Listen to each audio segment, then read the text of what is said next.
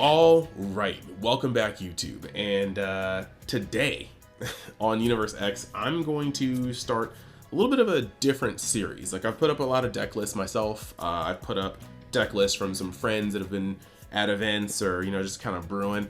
But I actually really want to reach out into the community and start taking your deck lists, not taking them, not like colonizing them, but like taking your deck lists and putting them on the channel to just kind of give everybody just more of a connected feel about what's going on, not just at top tables at tournaments, sometimes at top tables at tournaments, because Rogue can go hard a lot of the times too.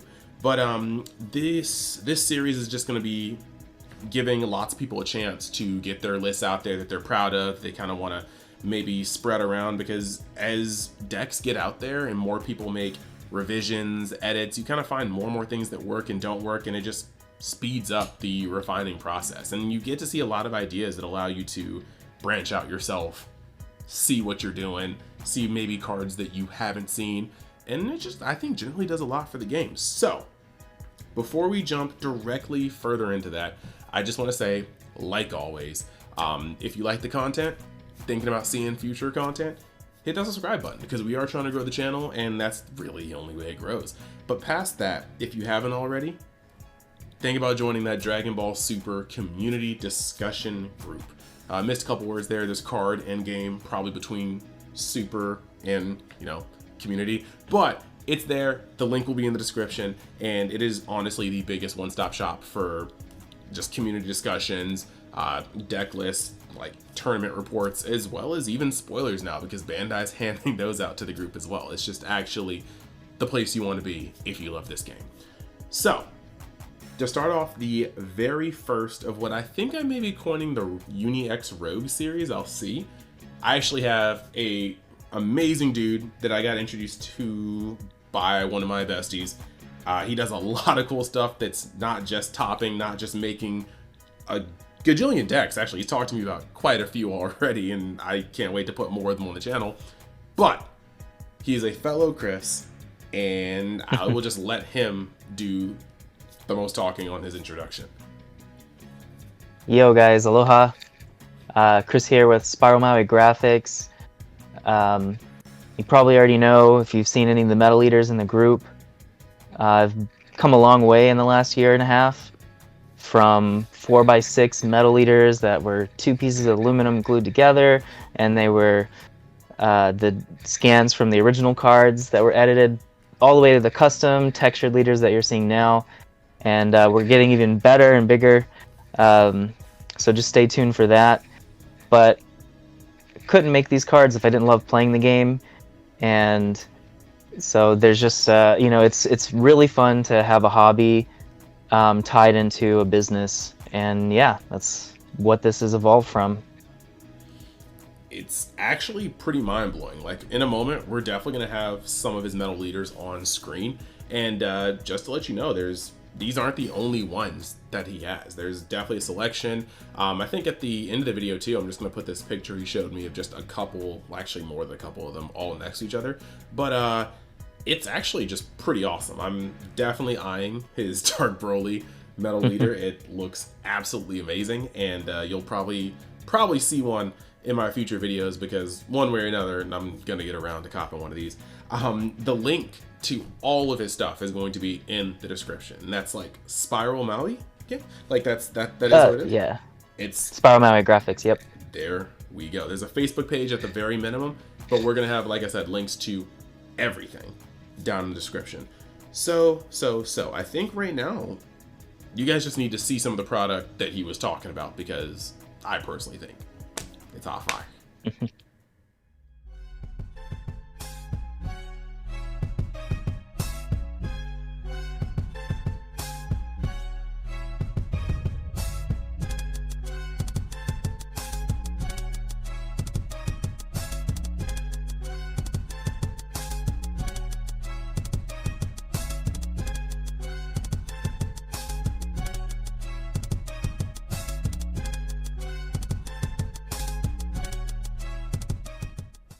Pretty high, right?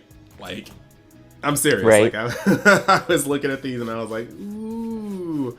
Kef will put me on tilt for reasons. She has a lot of thick plot on that metal card. Whole lot of plot. Hey, you know, I had started off when someone's like, yo, can you make a Bulma in a bunny suit? I'm like, no, because that's not the right arc, but I will make a waifu Bulma for you. And then it just kind of evolved from there, so. So this is where the seeds were planted in fertile soil. Interesting. Interesting. Right. Well, we will definitely be seeing more of this stuff on the channel. Like, I definitely love community building, and there's a lot to offer right here. So definitely excited. But the purpose of this video, main purpose, was actually getting you not only showings of his sweet metal cards, but also of his sweet deck list, because there's some stuff he's got to show. So actually he put me on to a more unique build of Soul Striker, because you've seen Soul Striker on this channel before. This Soul Striker list is fairly teched out, and as a special treat, not only do we have a list that has seen success in his piloting with multiple times now, but we actually are going to see a sneak peek at how he plans to innovate it in the future. So I think we're going to skip right over to the screen cap, and we'll be able to dive right in the deck list.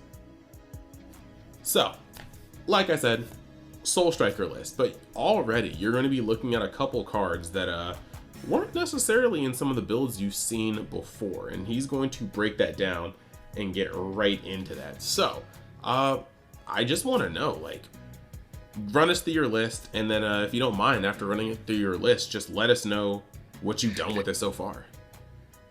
Sure thing. So I've played Mono Blue, Soul Striker. I've tried, you know, the Blue Black build that's seen a couple tops here.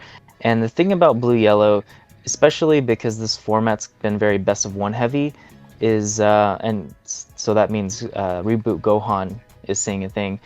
You have to be more efficient with your energy, and even though Soul Striker is, I felt like the Mono Blue isn't as energy efficient as Blue Yellow.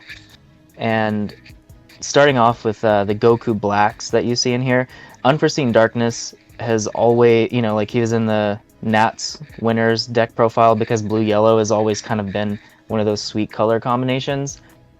And the best thing that he has to offer is because your leader, you know, you either have to choose to untap a blue energy, Mono Blue, or draw a card. 9 times out of 10, until turn 3 at least, when you get your Unison in play, you're going to be drawing a card just to get the hand advantage. So Goku Black, what he does, especially because it's an aggro favored format in Best of 1, he lets you get the draw that you would normally have with your leader, and then you use your leader to untap the Mono Blue, and then Goku Black untaps the other Blue Yellow. So you're getting 2 swings in the pressure, as well as both of your energy open to have all of the defensive plays versus like Reboot Gohan, you still have negates for days. And then the Goku Black negate, he's Blue Yellow that is essentially a free negate. So if you're playing against an aggro deck that just like a Broly chain, you know, that goes up to a high monster, you can just put it in their energy, like Sin Shinron, for example. Or the other effect is you can just untap both of your energy. So he's literally just a free negate. And he's always kind of, you know, you play 2 because he's your ideal turn 1 charge, so you can evolve with him with the 9-drop Goku Black, which doesn't get any of the energy ripping effect, but he's a 9-drop 30k triple strike that can't be Frieza counterplayed since he's a 9-drop, just for those game enders. So that was kind of the mindset behind playing Blue Yellow, is just having 2 open energy on turn 2 while also being able to do something. Excellent, excellent. I mean, that's actually a strong backbone. The Goku Black line just being there already sets his deck apart by a lot. And then that Unforeseen Darkness really does show why you'd want to set it up as a Blue Yellow instead of just a Mono Blue. So that's already pretty hot. And that's a strong base already. I mean, you've got a card that doesn't have to have you choose between drawing and tapping, allow you to be more efficient. And he's a massive plus when he comes out that first turn. is actually wild. I mean, you've got the negate that, like you said, that's more energy efficiency. You're able to negate and then follow up with more negates with the free energy. And then, as simple as it is, triple strike, they cannot be smoked by charismatic, is very, very, very, very fashionable in this format. Right. And then, but you know, oh, go ahead, sorry. I don't know. I was just going to ask you what else you wanted to say about the deck. So, you know, I mean, I've had nothing but good things happen with it. But, you know, Draft Box 6 has given blue some of the love it deserves and some of the hate that it didn't deserve, like the anti-D-Magic cards. But, you know, it just opened up a lot of exciting tools. So it kind of wanted to keep the blue-yellow idea because, I mean, Goku Black Unforeseen is just worth playing blue-yellow by himself. But yeah, I still have this built currently until actually all the cards just came in today except for the other blue-yellow Bardock. But that's kind of it about this list. It's been very good for me. Extensive testing, so there's nothing really to change to it other than to really just update it, you know, for the format change. Mm-hmm. A couple things I wanted to ask. So I see that because it was best of one, I'm assuming that's why the Haru's in there, just to not get caught off guard. Oh, that's actually the side deck. I didn't realize that this was a best of one event, which is why I lost the one game that I did to Bulma. So I built a side, and then they're like, no, it's a best of one. So they included it in the deck profiles with the side, but that's really the only reason. I had the Haru for the sideboard for Gotenks, but Gotenks was actually a very easy matchup. Truth. You better not hear the Gotenks boys hear you say that. They'll get mad. Right? Like, all in your face. So I'm looking at this. Was the Ultra Instinct Goku sign, was that actually in your side deck, or was that in your main? Yeah, that's all on the side too. So like from the max power down to the Goku, I see in the mono blue build, which if I had to play against aggro, because you know I don't like best of one formats because I feel like you don't really get to maximize on your gameplay. Really, you know, it's almost kind of a toss up about who goes first. But for the aggro, you know, if it was a very aggro premiere, the mono blue did have some merits, you know, just for the sake of consistency of always having blue. And that's why I had him in the side there, along with the Murray Chim, just in case I needed to side into more of a mono blue strategy, which was kind of the beauty of a blue-yellow build, is that it's not all-encompassing, because you already play the Zamasu super combo and the Goku and hit, so you're really just adding 2 extra blue-yellow cards, and then boom, you have a blue-yellow deck. So it's really easy in terms of siding too. Alright, I dig it. So, and now, just because people might be looking at this going, is this Dewey? Like, Ugandan Knuckles.exe. What did you do with this deck, with this particular list in general? Well, I topped a couple of events, 6th place both times, X1, back like a month ago, Magna Carta, and then the one right after, I think it was like Top Decks, something, is very tough because all of the online events are like 4 in the morning my time, because I'm in Hawaii, so it's kind of rough at the very beginning there, just trying to wake up, but then afterward it was super smooth. So yeah, I've topped, and you know, every time I play an event, because I don't get to play in as many as I want because of the time difference, I generally do well, and it's interesting thinking back. My last 4 regional tops have all been with some kind of blue-yellow deck. You know, last year it was with Kaba U6, and then Broly blue-yellow. So it's interesting. It's been a long, fun journey with blue-yellow. Hey, sometimes people are just meant for certain color combinations, or just colors in general, so it is what it right. is. You are a blue-yellow player. So, you guys have seen what this one does, and there's a lot of cool, just interesting text in here that you wouldn't normally find in the normal setup, and the blue-yellow is very, very interesting. Like, it's the first thing that I liked when I looked at the list. But Draft Box 6 definitely did just drop, and with that comes a slew of cards that can change up gameplay. And Chris has already kind of got a game plan for how he's going to incorporate the Draft Box cards. So, without further ado, I'd like to show you guys that new spice. So, what you guys are looking at here is the new spice. I mean, you're going to see a lot of cards that do stay the same. You still have the 2-drop Goku Black that sets off the beginning. You still have, of course, the super combo, Sacred Beliefs Zamasu. You still have Goku and Hit. However, there were some cards that were dropped, such as the top-end Goku Black, such as the other Negate Goku Black. But in exchange, we got some very, very powerful cards. So just in case you guys don't know what they do already, we've got Bardock, the Final Spark. He's a 2-drop, and he has permanent. His skill, the skill cannot be negated in any area, and this card can't be played from any area using skills. Auto, if your leader card is a blue sand card, when this card is KO'd by an opponent's skill, place this card in your energy from your drop area. To be honest, this is not going to be, from what I know, used much. I kind of think I made that assessment when I was doing the draft box kind of overview for blue, but the important part is what this card can turn into, if I'm not mistaken. Right. And so that card is Bardock Grade 8 Assault. You see it right here. Clean at 4. Double Strike and Blocker can evolve from Blue Bardock in your energy by playing 2. When you evolve, you can evolve this card from your energy. And auto, if your leader card is a blue sand card, when the card in your energy evolves in this card, draw 1 card. Then at the end of that turn, switch this card to active mode and place the top card of your deck into your energy rest mode. So not only does he float himself from hand for the evolve, but he also will float the energy that you just evolved into him. So this card is a monstrous card. The turn he comes down, he's going to be able to swing for 20k double strike, and then he's going to untap himself to then be a blocker. He is a monstrous asset to any blue deck that can play him pretty well. Another card that we're going to be looking at is Bardock, Legends Origin. He's actually a blue-yellow card. It's almost like he was meant to slot right into here.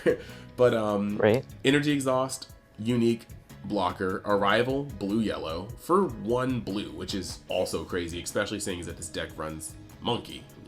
It's just too easy to combo this guy off. Between the super combo, between Monkey, it's pretty ridiculous. But permanent, if you have a blue Bardock's crew in play, you can negate this card's energy exhaust, and that is monumental for your turn. I mean, when you're evolving from your energy, you can play this guy pretty much any point in the game after that and just have it come in.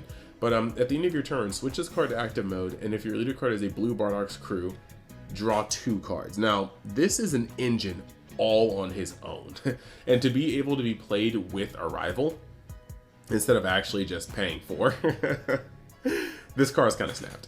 Don't at me. Actually, don't buy out this card. Like, I will be very upset if I see this card sitting at like dumb stupid prices in a couple days. So that is what that is. And then the final 2 cards that kind of round off this new inclusion, you got the Raditz Giant Force. He's got Blocker. Auto, when this card activates blocker skill, switch to active mode, so you can block multiple times a turn. Not sure if you want that to happen. It really depends on how many counters you put him out with. But his +0, draw 1 card at the end of the turn, switch his card to active mode, so you can swing with him as a 19k for pressure and then have him untap while giving you a card in hand. And then -2, activate main, choose up to 1 of your opponent's battle cards, return it to the owner's hand, and at the end of the turn, switch up to 1 of your blue energy to active mode. This card is a momentum monster. He protects, he attack, and most importantly, he actually does get your advantage back. So this is pretty actually just straight value on a card. And then your last card, one of my personal favorites, Intersecting Fates. Activate main. If your leader card is blue, look at the top 2 cards of your deck, add up to 1 card amongst them to your hand, place it in your remaining card at the bottom of your deck, and at the end of your turn, you refund its energy cost of 1. It is the first, what I feel like, true free scrying card in this game. And then all together, you have this super spicy yellow-blue list that, now that I'm done completely talking my face off about, I'm going to give the other Chris a chance to talk his face off about. All right, so yeah, I just it's funny because when I popped open this case, or 2 cases actually, this is the only engine and cards that I didn't care about. I just traded to my friends, so I had to buy them while they're dirt cheap. And because after reading it, it doesn't care about your leader for the most part, as long as it's a blue Saiyan, which, you know, the GOAT blue leader of the format is a blue Saiyan. And reading the effects, I'm like, okay, this is really good. What are other good Bardock's crew for the Legend Origin? And then I'm like, oh wow, literally the best card in a blue heavy format being Borgos, which you don't see him in the list because he's more of a side tech right now, but the Borgos Bonds, Burnished Bonds Borgos, there we go. And he just punishes your opponent for untapping at any point in their turn, as long as it's not with an Awakened skill. So with that in play, I guess I can kind of go over the Bardock part. The 2-drop Bardock, like you were saying earlier, isn't really played, but it is cool. There are some interactions where the Gogeta Unison, you can play him for free because he is a 2-drop Saiyan, and then you can evolve on top of him. So if you didn't get to charge him that turn and you drew into him, you can still play him for 2 energy, the 5-drop. So that's kind of the reason to play him. Plus he's a mono blue, really easy charge to evolve into. And then you play 3 of him because you also play 3 of the Legends Origin, just to kind of round out the 6-4 consistency for the engine. But this card, you don't get to draw 2 at the end of the turn, but literally everything else about him, he would be too broken if you could. But yeah, he's essentially the same as Son Goku and Hit, except you don't get the additional swing, but you still get the blocker at the end of your turn. And the really cool thing about him losing his energy exhaust in all areas is that, so if you turn 2, charge your mono blue Bardock and then evolve into the Great Ape, if you charge him, oh wait, I guess that doesn't matter because he'll still charge in rest mode.